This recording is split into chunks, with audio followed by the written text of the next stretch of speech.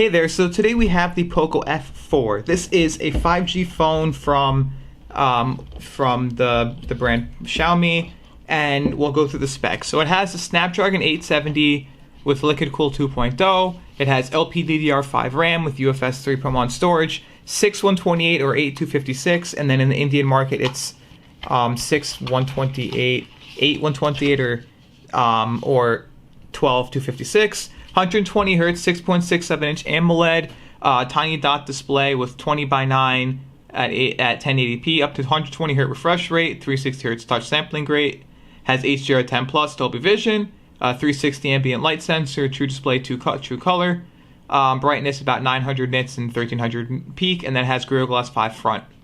Has a 64 megapixel OIS camera, an 8 megapixel ultra wide, 2 megapixel macro, and 20 megapixel front.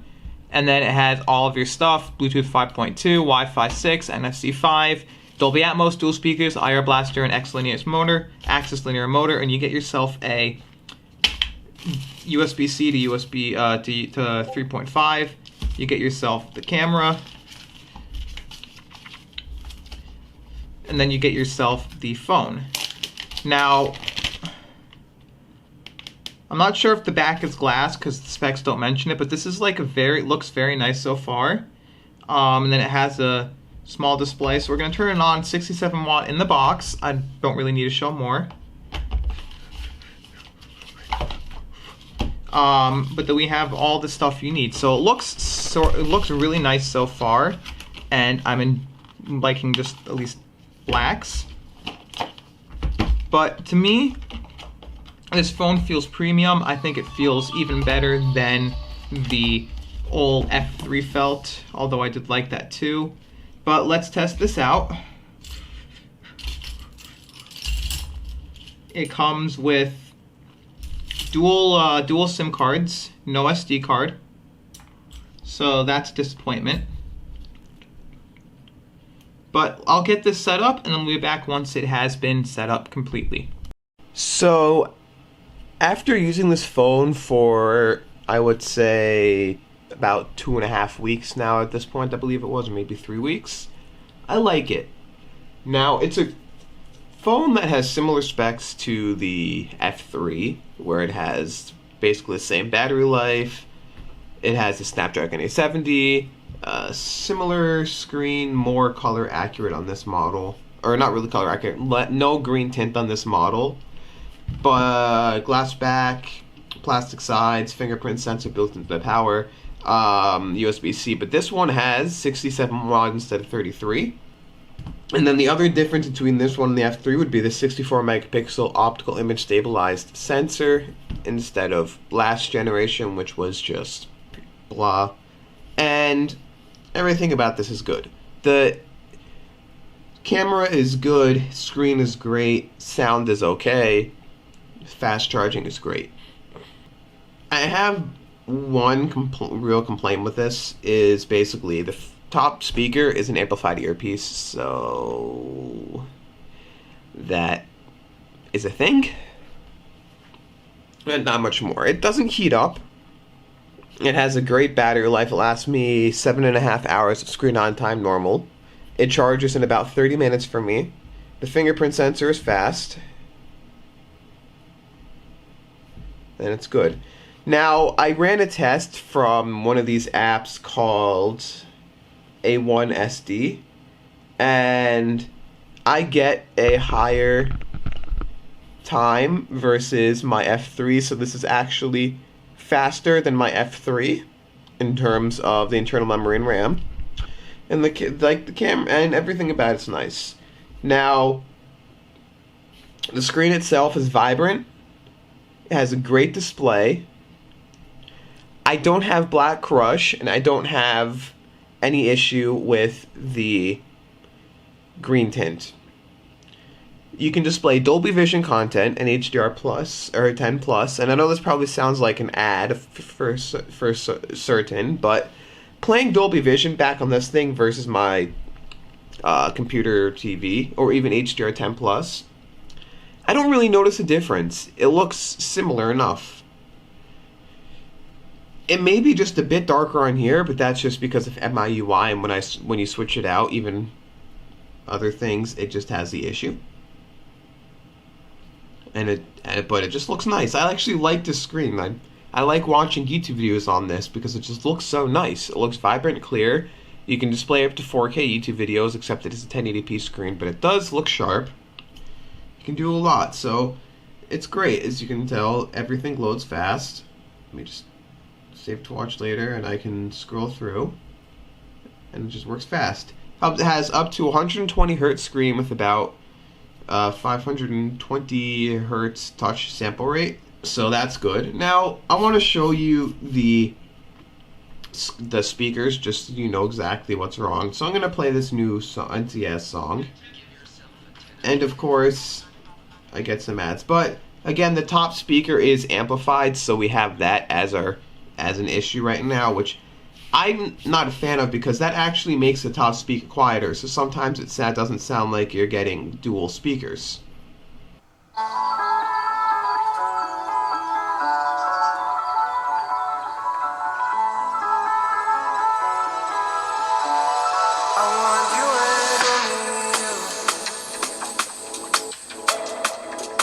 Got nothing left to lose.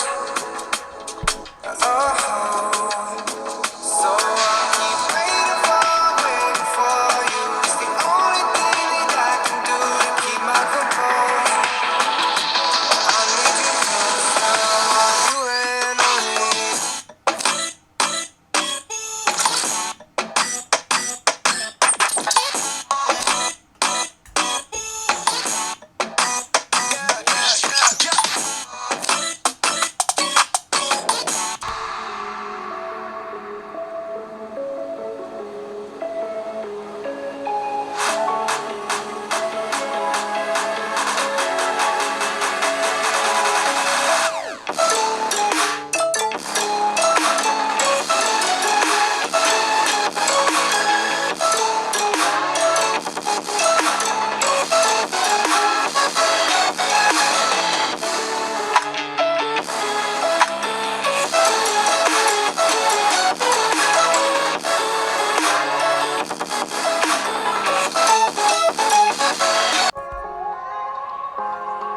Somebody like me.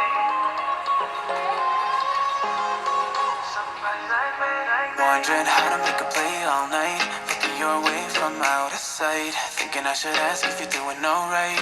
You weren't easy, so hard to ignore. Pull up on your right. Ask what you're drinking, ask what you like. Said you look good in the dim bar light. So damn cheesy. Who'd have thought you'd fall for somebody like me?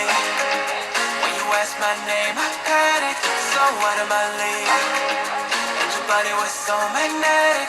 Before I knew it, we talked and I think about you, a cocktail. You told Gaming.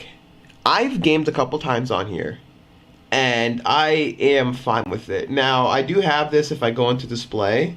I do have the refresh rate running right now as default, so it switches between the two, but when I go to custom 120 hertz, it does actually feel smooth still. Like, I had it running standard because if a game does 120, it does 120, but when I did run at 120, it felt really smooth, and I'm going to keep it at 120 here because I do like it. Now, the gamings though, they're smooth, they're fast. I haven't had a frame drop except when I tried Genshin because someone wanted me to. That is when I had the frame drops because Genshin's just a PC game ported to Android and it still uses a ton of resources. And people are like, oh, why is Genshin not running well? It's because it uses a ton of resources. I'm sorry, but if you don't want it to run at a ton of resources, run it at medium. You don't need the highest quality settings if you're going to run this on a 6.67 inch screen. Now, the next thing is camera. It has a 64 megapixel main camera with optical image stabilization on the top. It has an 8 megapixel ultra-wide camera with a field of view of 119 degrees on the left, with a 2 megapixel macro camera on the right. And then it has a one singular flash on the camera itself. So this was taken without any portrait mode on the camera itself, and as you can see, The background is actually semi-properly it bokeh'd without any additional portrait mode needed for this type of shot, so it looks beautiful. And then you have this one, which also has the bokeh in the background, but it also has shadowing. So because of the shadows, I think it actually looks quite nice, and it actually turns the image into a proper image here, because the shadows actually show up properly. And then you have a picture of the sea, where the blues are usually a bit more blown out in the Xiaomi photos, but this one, I think, looks actually true to life, and I think it looks good. The greens, the blues, you can see the waves properly. Everything about this photo just turned out proper for this type of camera. And then you have one where I went close up. Again, I didn't even use any portrait mode, and it still gave the proper amount of bokeh, and it looked great. And then the shadows, you can see that rusty bar, you can see that pipe coming out, and the cracks properly in this image. And then you have a sundial, so you have bright sun to the left, and then you have the blue again, and then you have shadows, and all of the detail came out, and you can see that everything on this image looks good, including the bricks on the floor. You can actually see all of the details inside of those bricks, so that works really, really well. And then you have here is another bokeh test, plus shadows, plus lighting, where even though there was a bit of a harsh sunlight coming in from my window, this camera happened to take a beautiful photo, showing off the proper colors, and the bokeh and shadows looked good. Now over here you have a panorama. Now, the colors look great. It's very sharp photo, very clear. Panorama turned out extremely good. Blues, greens, grays, brights, everything is actually quite good on this type of shot. And then you have here is a video test using the video optical image stabilization and my electric skateboard, which on both of these shots, it actually turned out quite good. So it was a bit bumpy on the ride, but because it's using OIS and not EIS, it's not going to be overly smoothed, but it does actually look very nice. So over here, as you can tell, me moving around, it's not too shaky or anything like that. Now, I have here 3 night shots where you can see that everything is properly lit up, and as you can tell, the neon lights over here look beautiful, and I think that it's actually vibrant and very, very good for a shot. It's very clear, not yellowed or anything, so these ones look very nice. Then you have over here is another shot with just a single light facing over here and a bunch of different effects, and you can see that it's actually properly lit. It looks good, the night sky is good, everything around here is properly lit with the night mode, so you get a proper exposed image. And then you also have some neon signs, which, again, night mode, they show up the way that they're supposed to, so you don't get overly sharpened or underexposed or undersharpened or grainy image. I think it actually made it out to be a very, very good image for these night shots, and I love the night shots on this camera. So, the camera isn't bad, and I do like how image stabilization works, because if I'm going here, this is the main camera, and I'm going to move around. If I zoom in on this optically image stabilized camera lens, you can see how it moves around a bit.